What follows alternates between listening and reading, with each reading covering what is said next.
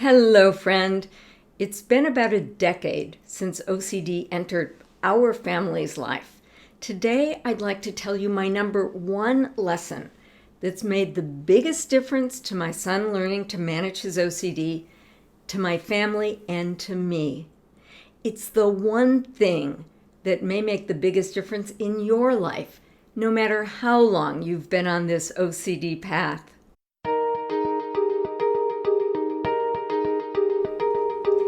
Welcome to the Me From OCD Podcast. We're here to offer educational resources, coaching, and community support to help you say yes to your life by saying no to OCD. I'm Dr. Vicki Rackner, your podcast host and OCD coach. I call on my experience as the mother of a son diagnosed with OCD when he was in college, surgeon and certified life coach, to help you get in the driver's seat of your life. My vision is to help you move towards a future in which OCD is nothing more than the background noise of your full life. This information is intended as an adjunct and not a substitute for therapy. So let's dive in. It's been about a decade since my son's life was invaded by OCD. If you've listened to this podcast, you know that this has not been an easy path for my family. I tried many things with the intention of making things better, only to make things worse. I've made many mistakes. The goal of this podcast, in fact, is to help you learn from my mistakes so you can take the fastest and most direct path to being freed from OCD. I can only imagine how much differently it would have been if I knew a decade ago what I know now. So friend, let's sit down at the proverbial kitchen table and I'll share with you the ideas that have made the biggest difference for me. So I'll begin by setting the stage for my number one lesson. I'll paint the big picture of challenges built into managing OCD and then offer you a way of understanding OCD. Then I'll share my best ideas about how to help a loved one with OCD in the most helpful way. So here we go. If you're at the beginning of your OCD journey, fasten your seatbelts because OCD is a bumpy ride. It's unlike anything you've faced. Plus, the stakes are high and the consequences can be profound. OCD is filled with paradoxes. Your intuition about parenting or supporting someone in pain will often lead you in directions that will make OCD worse rather than better. Sometimes the counterintuitive ideas offer the biggest breakthroughs. I spent many years wondering which way is up. Here is a way of understanding what it means to have OCD. I once treated a patient who had what was then called multiple personality disorder, or MPD. I met several of the alters who inhabited her body. I once asked her, "What's it like living with MPD?" She said, "Sometimes I think of my body as a school bus. The alters are like the children and the adults riding on the bus. Some are better behaved than others. Sometimes they fight. But the rule is that everyone needs to stay on the bus. No one can get kicked off, even when we all agree we want to vote them off the island." She said that at any time, one of the alters is driving the bus, and different alters have different skills at driving, and they want to get to different destinations. As she spoke, I could relate. I had different parts of me too. At that time, fitness was a huge priority. So part of me made a commitment to regular exercise, and another part of me reminded me that it was raining and suggested I stay inside, lying on the couch reading a book. Part of me wanted to avoid sugar, and another part of me wanted to eat ice cream. The stronger part of me in the moment got in the driver's seat and determined the actions. Imagine that each one of us has our own school bus. One day, your loved one's bus stops, the door opens, and a new passenger we'll call OCD gets on the bus. We really don't know how or why OCD gets on the bus, but it does. Sometimes it enters during early childhood. My own son was nearing adulthood when OCD got on his bus. What's important to understand is that it's nobody's fault that OCD got on the bus. Nobody did anything wrong. The bus is not broken. The bus simply has a new passenger. Now, the catch is that OCD is just not any old passenger. It's no shrinking violet. OCD makes lots of noise and creates lots of drama on the bus. Without proper management, OCD can keep this bus from getting to where the driver wants it to go, or even bring the bus to a halt. Now, this OCD passenger has a single job it takes very seriously: looking for danger. And OCD sees life-threatening danger everywhere. The themes of OCD are the classes of dangers that could threaten life: contamination or harm, or a disordered and potentially dangerous space. There's the risk of being ejected from the tribe through violations of moral or sexual or religious codes. During most of the course of history, after all, being alone meant certain death. OCD's thoughts about dangers are the obsessions. They're the O in OCD. These are not fleeting thoughts. They're pervasive thoughts and images with a deeply disturbing message. Often the thing that the person values most are the topics of the obsessions. There's a part of this person, like my son, that's aware that these obsessions are nothing more than crazy ideas that should be dismissed. However, the OCD passenger has tricks. It poses the question, can you really trust yourself? What if you're wrong this time? Imagine going to a salon to get your hair colored. You're delighted that your stylist created the perfect blonde highlights. You walk out the door, and a stranger on the street outside of the salon says, "Your green hair looks awful." Now, you might know that that's not true. You just saw your hair color with your own eyes in the mirror. You might wonder, what's wrong with that crazy person? But maybe you're not so certain. Maybe in the sunlight there really is a green tint. You might be worried or angry, and you might march yourself right back into the salon. The thought that you believe triggers your feelings and your actions. When obsessions are treated as valid thoughts, they trigger high levels of unpleasant feelings, usually anxiety or worry or disgust. Some people with OCD say these feelings are more than they can bear. It feels like these feelings will kill them. Then OCD offers a way out. Just do this thing, and you or your family or the world will be safe. These things that OCD commands are the compulsions, the C in OCD. And the compulsions work. They offer a temporary reprieve from the anxiety or worry or disgust. So this OCD cycle is repeated over and over and over. While specific obsessions or even obsession themes can shift, the elements of the OCD cycle are the same. OCD offers an obsessive thought or image that triggers a high level of unpleasant feelings that's temporarily relieved by compulsions. The more times the cycles are repeated, the louder and more demanding OCD becomes. When the cycles are interrupted, OCD gets quieter. Now, think of a person's thoughts and feelings as the conversations on the bus. From the outside, you don't know exactly what's going on inside, and OCD likes it that way. OCD wants things to be a secret. So the person with OCD tries to hide the drama on the bus. They try to perform their compulsions in quiet. But if the person you love has OCD on board, you might notice that their driving is slightly off.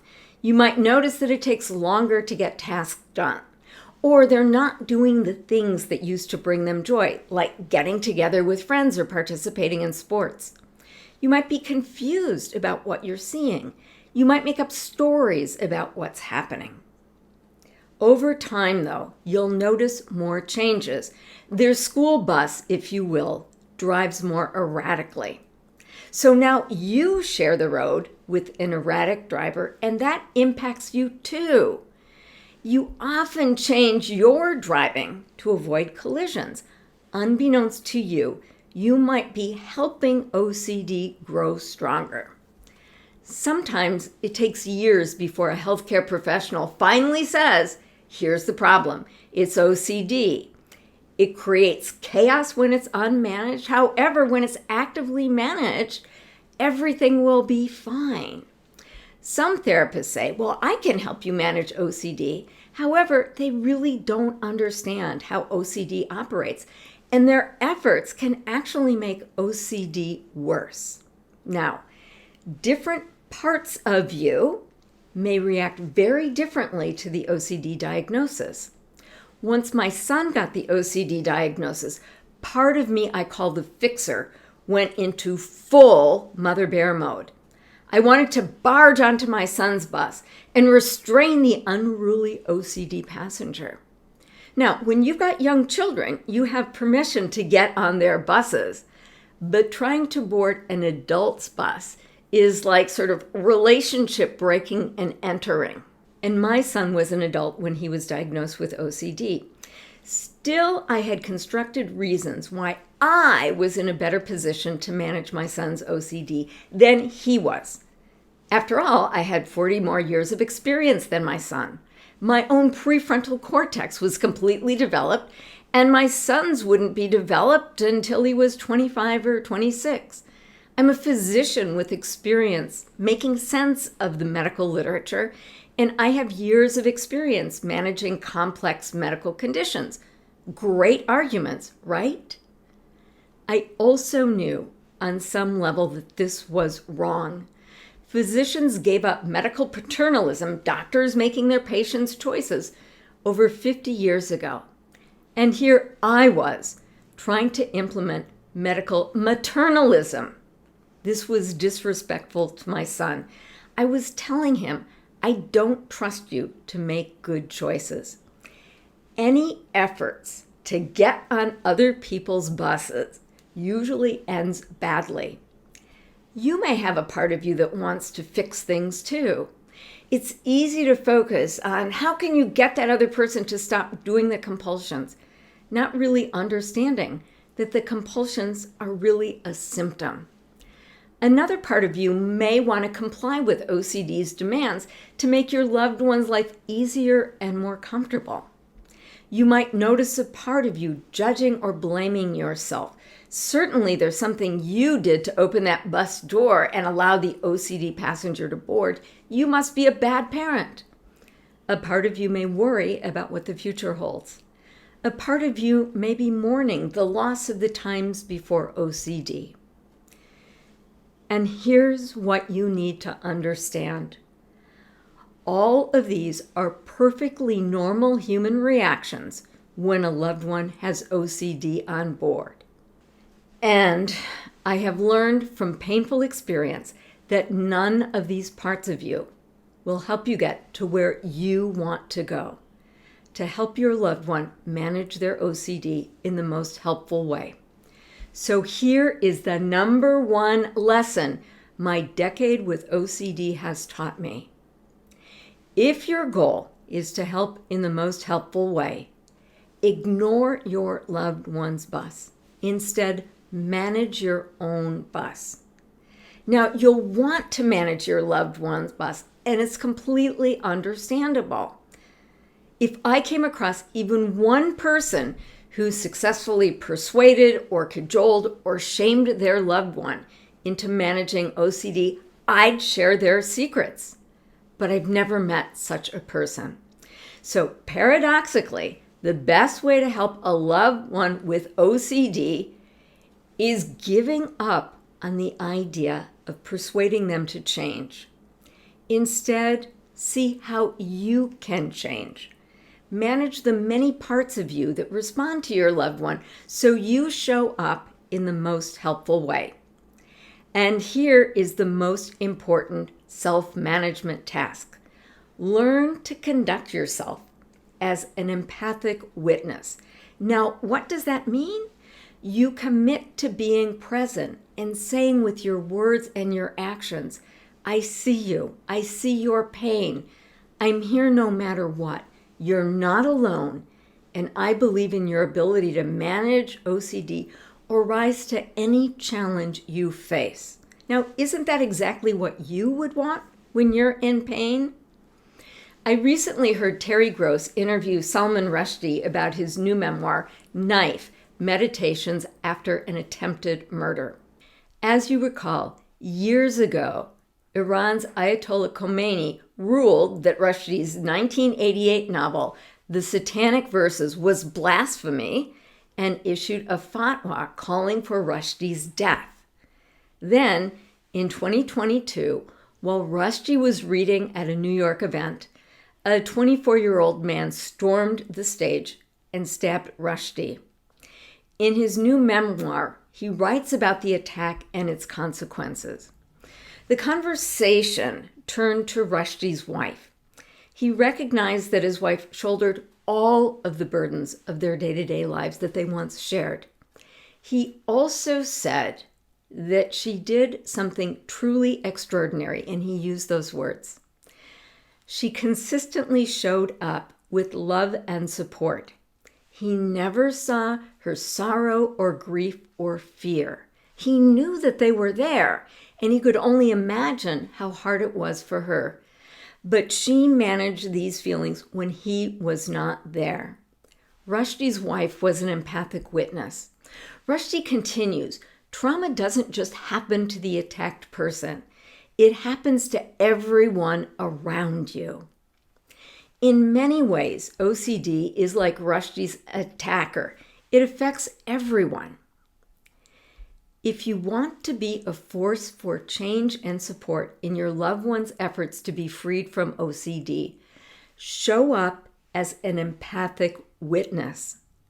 This seems so simple. Why is it then that resisting the urge to fix things when someone you love in pain seems like the hardest thing in the world to do? Well, part of the reason is we need to defy our own instincts and behavior that contributed to our survival over tens of thousands of years. We evolved to keep our kids safe and protect them from pain. To step into the role of empathic witness, you need to learn and practice new skills and master new tools. It begins with being an empathic witness to yourself. It's hard to be present to your adult child with OCD if you're thinking, where did I go wrong as a parent? Or what will my child's future look like? Empathic witnesses are willing to rethink and retell their OCD story. And this is a skill that can be developed. Second, to be an empathic witness, you must be able and willing to feel your own feelings. When someone you love is in pain, you feel their pain as if it's your own. Sometimes their pain is even worse than your pain. Many people will do just about anything to avoid feeling pain. If I'm completely honest, my son's pain was the driving force behind my efforts to be the OCD fixer. I felt his pain, and I knew his pain was tied to his unmanaged OCD. I figured if I could persuade him to do his OCD work, we'll both have less pain. This is a reflection of the fact that I lived most of my life from the neck up. I didn't feel my feelings. However, over time, I learned the skill of feeling my feelings. And I trust that I can tolerate pretty much any feeling that I have. Third, empathic witnesses are able to keep the calm. This is particularly important with OCD, and here's why. People with OCD spend much of their time experiencing the world as a dangerous place. When somebody detects danger, the nervous system leaves the balanced regulated zone of safety, it becomes dysregulated in a way to create the physiology that prepares the body to fight, flee, or freeze. Now, put this person who thinks that they're in danger in the same room as a compassionate person. What happens? A sense of danger is contagious. The compassionate person becomes dysregulated too. And this makes total sense through the lens of evolution. If somebody around you is in danger, you can be in danger too. An empathic witness learns how to bring a dysregulated nervous system back into the zone of safety, back into regulation. That makes it easier for the person with OCD to catch your calm rather than you catching your chaos. I could learn to resist the urges to board my son's bus. As an empathic witness, I'd be there for my son no matter what was happening on his bus, whether or not he found a therapist, whether or not he did his ERP homework, whether he was having a great day or he was struggling. He managed his own bus and I managed mine. Once I learned to understand and manage my human brain, understand my own parts, and heal my own nervous system, I transformed my life. Then something crazy happened. My son now had a safe place to do his OCD work, and his progress accelerated. And here's the irony. To evolve into an empathic witness, you're doing the exact same work somebody learning to manage OCD does. This is a meta skill. So the single message I have for you is this. The best way for you to help a loved one manage their OCD in the most helpful way is to manage yourself. You'll have an urge to hop on the other person's bus and make helpful suggestions. Resist the urge.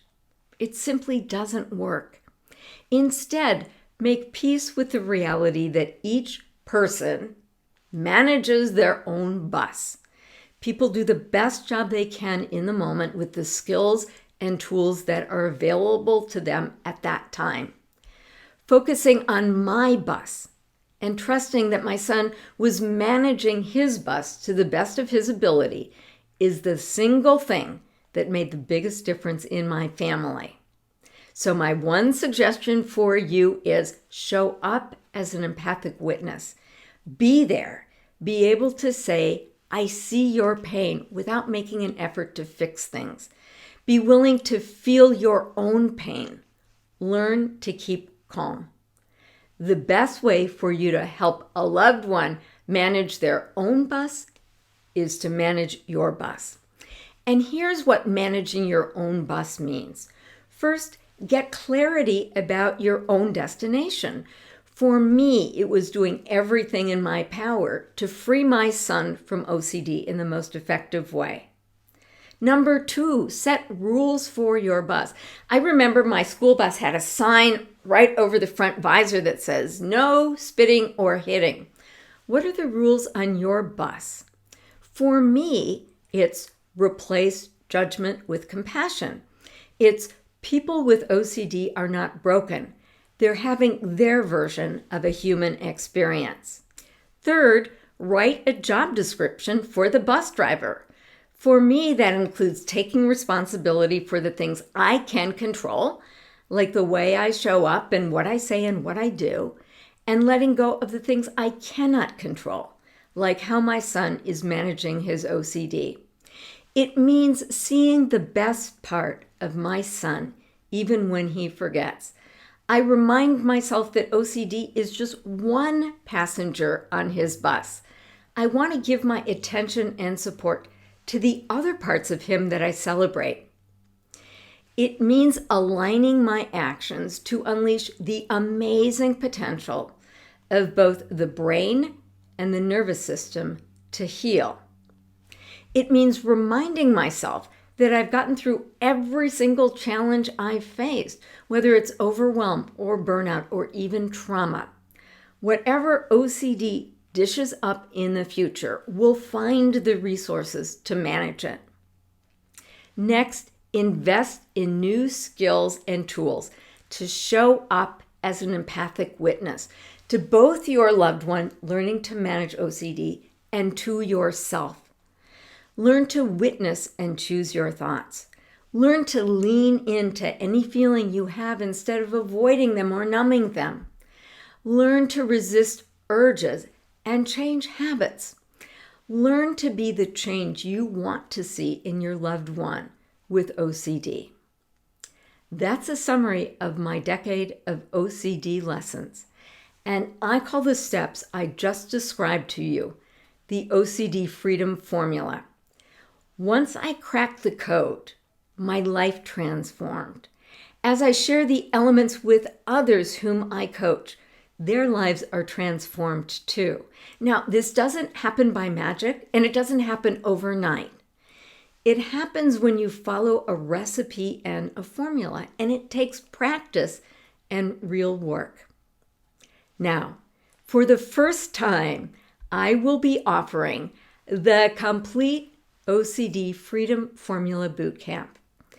If you enroll, here's what you get in the 28-day program.